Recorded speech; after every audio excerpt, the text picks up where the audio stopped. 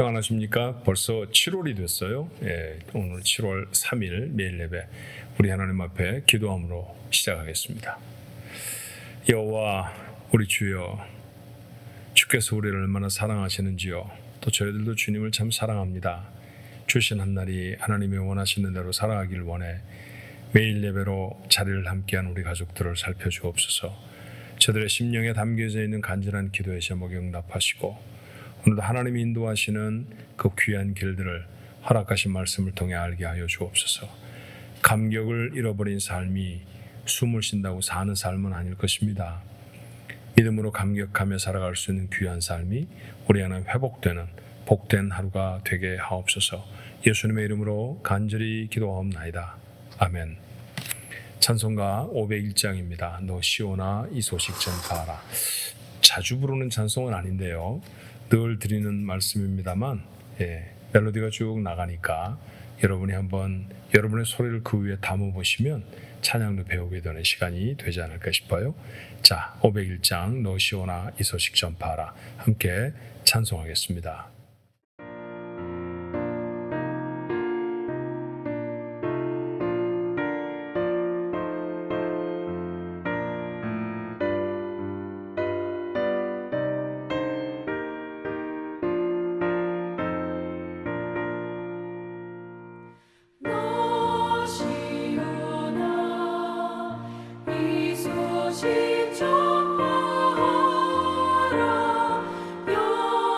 영원히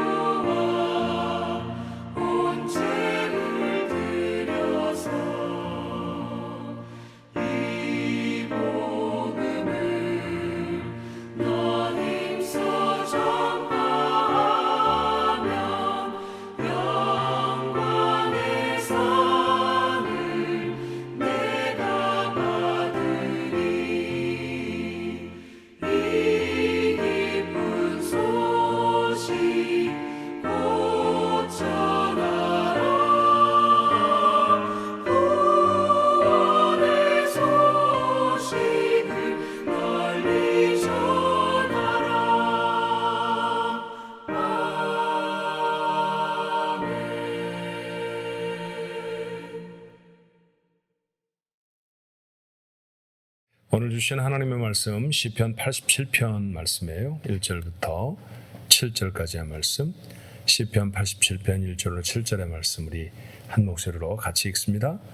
그의 터전이 성산에 있으며 여호와께서 야곱의 모든 거처보다 시온의 문들을 사랑하시는도다. 하나님의 성이여 너를 가리켜 영광스럽다 말하는도다. 너는 라합과 바벨 알론이 나를 아는 자 중에 있다 말하리라.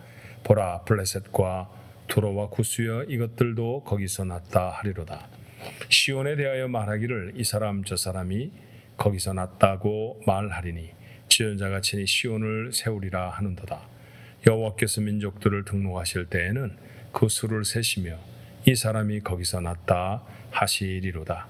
노래하는 자와 뛰어노는 자들이 말하기를 나의 모든 근원이 내게 있다 하리로다. 아멘.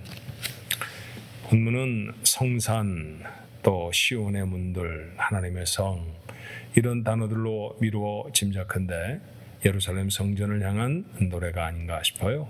하나님의 성전을 그는 사랑한다고 말했습니다. 2절의 말씀이죠. 하나님이 시온의 야곱의 모든 거처들보다 시온의 문들을 사랑하신다고 했고요. 3절의 말씀에 보니 영광스럽기까지 한 성이 바로 이 예루살렘 성입니다. 여러분, 왜 예루살렘 성이 이렇게 하나님이 사랑하시는 성이고 영광스러운 성이 될까요? 이스라엘의 수도이기 때문에 그렇습니까? 다른 어떤 도시보다 더 아름답고 풍성한 곳이기 때문에 그럴까요?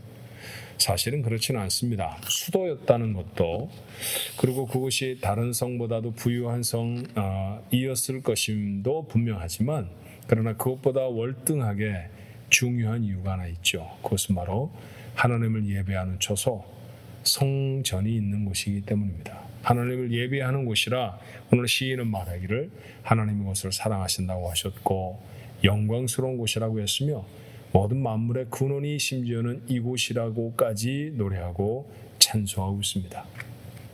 그러니 하나님께는 예배라는 것이 얼마나 중요한지 우리가 알 수 있는 것이죠. 여러분, 이스라엘 백성을 하나님이 애굽에서 꺼내신 이유가 뭘까요?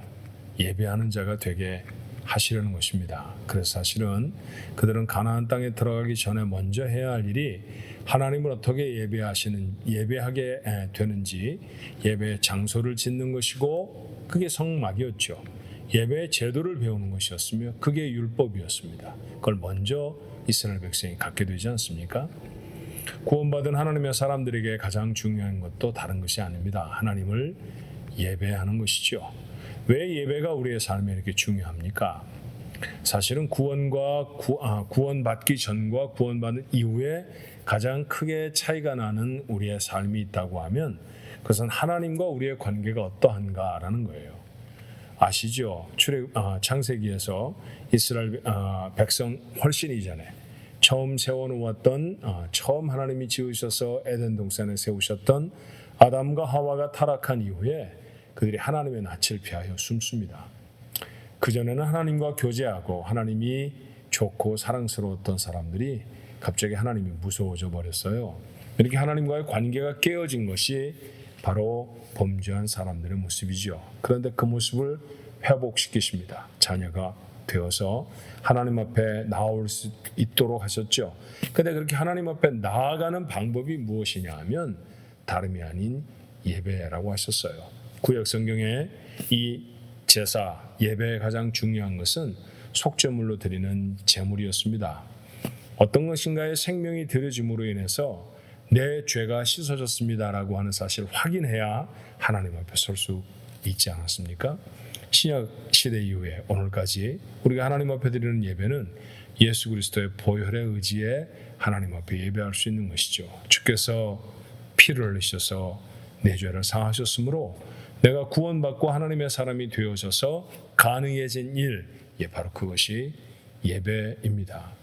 구원 전에는 가능하지 않았던 것이 구원 이후에 가능한 가장 중요한 것, 그것은 더 오래 삶도 더 부유해짐도 더 높아짐도 아니라 예배라고 하는 사실을 기억하면 성도의 삶에 있어서 예배처럼 중요한 것은 없다는 것도 알게 됩니다. 그런데 여러분, 오늘 저는 이 시편 87편의 말씀 중에 특별히 부제에 적혀 있는 고라자손이라는 사람에 대해 조금 묵상을 해봤으면 해요. 오늘 이 시에 고라 자손의 시 곧 노래 그렇게 되어 있죠. 이 짧은 1절부터 7절까지 되어 있는 87편의 시는 고라 자손의 시입니다. 고라 자손 어떤 사람들이었나요? 민수기에 보면 고라는 이 모세의 사촌이었는데 레위의 증손 고앗의 손자 이스라엘의 아들 고라라고 되어 있어요. 민수기 16장 1절에 그들이 이렇게 표현되어 있는 까닭이 있습니다. 그 고라와 르우벤 자손 엘리압의 아들 다단과 아비람 그리고 벨렛의 아들 온이 당을 지었어요. 그리고 250여 명의 이스라엘의 유력한 자들을 모아서 모세에게 반역합니다. 왜 모세가 지도자가 되어져야 되느냐? 그것은 좀 더 넓혀보면요, 모세를 세우신 하나님에 대한 반역이 아닐 수 없었죠. 자, 이스라엘 백성 중에 큰 어려움이 생겨졌습니다. 그런데 하나님이 그들을 벌하시잖아요. 갑작스러운 지진이 나서 그들은 모두 다 죽어버렸습니다. 그리고 그들이 하나씩 가져왔던 향로에서 불이 나와서 250명이나 되는 사람들, 이스라엘에 유력했던 사람들도 모두 다 생명을 잃어버립니다. 큰 벌을 받았어요. 그런데 오늘의 본문의 말씀에 보니 그 고라 자손이 살아남았습니다. 역대서에 읽어보면, 역대기의 말씀을 읽어보면 그렇게 망한 줄 알았던 고라 자손들이 성전에 들어와서 하나님을 찬송하는 무리가 되어졌다는 사실을 발견할 수 있는데, 그 찬송을 하던 사람들의 노래 중에 하나를 오늘 시편 81편이 담고 있습니다. 자, 이런 배경을 생각해 보면 대단히 감격스러운 말씀이죠. 자, 성전에 올라갈 때 고라 자손의 마음이 어땠을까요? 우리가 다 망했었는데, 우리 하나님 앞에 범죄했었는데, 그래서 우리의 조상들은 모두 다 죽었는데 하나님이 우리를 살리셔서 우리가 이렇게 하나님을 찬송할 수 있어 라고 하는 사실이 그들에게는 얼마나 감격이 되었겠습니까? 자, 이런 일들이, 이런 사건이 가지고 있는 의미가 뭘까요? 하나님이 고라 자손을 용서하셨다는 얘기죠. 그리고 고라 자손을 회복시키셨다는 얘기입니다. 그리고 하나님을 찬송하는 사람들로, 성전의 봉사자들로 하나님이 그들을 써주셨다는 얘기죠. 같은 얘기가 우리에게도 가능하지 않을까 하는 생각이 들어요. 물론 우리는 고라 자손은 아닙니다. 그러나 영적으로 생각해보면 우리에게도 고라 자손과 같았던 시절이 있지 않았습니까? 하나님을 배반하고 하나님의 마음을 상하게 하고 죄를 짓고 죄 속에 사는 것이 자연스러웠던 시절이 우리에게 있었죠. 그런데 지금 하나님의 전에 출입합니다. 하나님을 예배합니다. 오늘도 새날을 열어서 하나님 앞에 예배함으로 나아가는 매일 예배를 드리고 있습니다. 이게 어떻게 가능해진 일일까요? 하나님이 우리를 용서하셨기 때문에 가능한 일이었습니다. 그렇죠. 우리의 죄가 크건 작건 간에 하나님 앞에 용서받지 않았으면 하나님을 예배하는 자가 되어줄 수 없었다는 사실, 여러분 이 사실을 놓치지 않아야 합니다. 그리고 그 용서를 위하여서 우리 주님이 우리를 위해 대신 죽으셨죠. 하나님의 법이라는 것은 지엄하기 짝이 없어서 그저 하나님이 눈 한번 꼭 감고 그래 없었던 일로 하지, 그런다고 우리의 죄가 없어지는 게 아니었습니다. 죄의 삭은 사망입니다. 하나님이 정하신 법이었습니다. 그러므로 누군가가 죄의 삭을 지불해야 하지요. 하나님이 지불하셨다는 거예요. 당신이 하나밖에 없는 아들로 말입니다. 그렇게 하나님이 우리 죄를 씻으셔서 용서하셨기에 우리가 구원받을 수 있었죠. 그리고 하나님이 우리의 신분을 하나님의 자녀로 회복시켜 주셨습니다. 전에는 죄악의 자녀였고요, 세상의 악함의 자녀였습니다. 그런데 하나님 우리를 건지셔서 하나님의 자녀로 회복시켜 주셨습니다. 이 다시 세워진 자, 그가 바로 새로운 생명을 가지고 있는 여러분과 저 아닙니까? 그런 사람들이 하나님 앞에 나아가 예배하게 되었습니다. 그 찬송이, 그 예배가 어떻게 감격스럽지 않을 수가 있을까요? 7일만에 한 번씩 우리는 주일에 하나님 앞에 올라와 예배를 드립니다. 열심히 있는 분들은 이렇게 매일 예배를 매일같이 드릴 수도 있죠. 어떤 분은 수요 예배를 드리기도 하고요. 자, 예배라고 붙어있는 모든 행위들, 그 하나님 앞에 나아가는 행위를 할 때마다 우리 속에 고라 자손의 감격이 함께 담겨져야 하지 않겠습니까? 하나님이 나를 용서하셨구나. 하나님이 나를 회복시키셨구나. 지금도 하나님이 나를 써주시는구나. 어디서 확인합니까? 예배의 자리에서 확인합니다. 그래서 아마 바울은 구원받은 하나님의 사람들에게 그렇게 권면했는지 몰라요. 형제들아, 내가 하나님의 자비하심으로 너희를 권하노니 너희 몸을 하나님이 기뻐하시는 거룩한 산 제물로 드리라. 그것은 어떤 날 특정해서 드리라는 얘기가 사실 아니죠. 매일매일 매 순간순간을 그렇게 살고 그렇게 드리라는 얘기입니다. 맞습니다. 오늘도 하루를 주셨는데 그 하루가 하나님 앞에 드리는 예배가 됐으면 좋겠어요. 이 감격이 살아있다고 하면 예배일 수 있습니다. 하나님이 나를 용서하셨어. 하나님이 나를 회복시키셨어. 하나님이 나를 지금도 사용하고 계셔. 그렇죠. 여러분이 만나는 어떤 사람들 앞에서도, 여러분이 감당해야 되는 어떤 종류의 일 앞에서도 이 사실을 놓치지 말도록 하십시오. 그렇다고 하면 여러분의 삶은 예배자의 삶이 될 것입니다. 그렇게 감격으로 꽉꽉 담아서 하루를 살아가는 삶, 그걸 산다라고 말하죠. 그렇지 않은 삶이라고 하면 하나님이 자신에게 주어진 삶을 소진해버리는, 사실은 죽음에 다름이 없지 않습니까? 같은 시간을 살아가지만 살아가는 사람이 있고 죽어가는 사람이 있습니다. 난 우리 가족들이 살아가는 사람이었으면 좋겠어요. 믿음의 감격을 담은 자, 그가 산 자입니다. 여러분은 오늘 하루 산자의 하루가 되시기를 주님의 이름으로 축원합니다. 기도하겠습니다.